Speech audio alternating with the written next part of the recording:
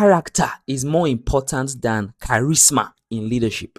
And I say this because of a very funny experience I had far back in 2014 or 2013 that changed my mindset. So I was a leader in a teenagers church. I was more like a teen coordinator in a teenagers church at the time.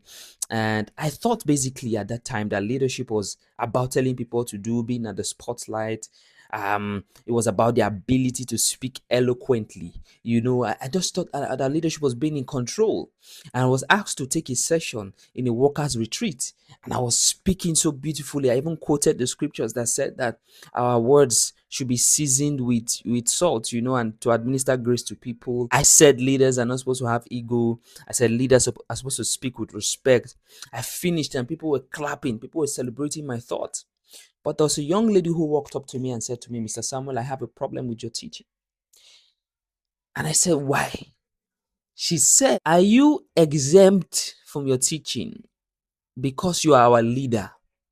And I asked why. She said, "All of the things you asked us not to do as leaders and workers, you do them to us. You speak to us very badly. You shout at us. You flip on us." She said all of those things. You say your words do not administer grace to us. I was shocked. And at that moment, it was as if I was just sweating profusely. And it was as if somebody had poured me cold water on my body. Guess what? I didn't know that people paid attention to my character more than my charisma. I was a great speaker. I could speak so well. I could demonstrate. I had a great body language. I had gestures. I was so good. I understood the subject so well, but my character was flawed. So guess what?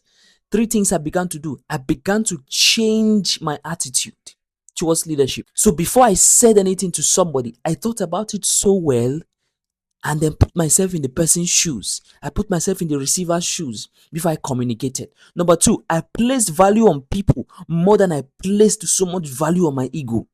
So you know what? I commended people when they did something good. Number three, I began to develop myself. And what that did for me was that it helped me to lead better.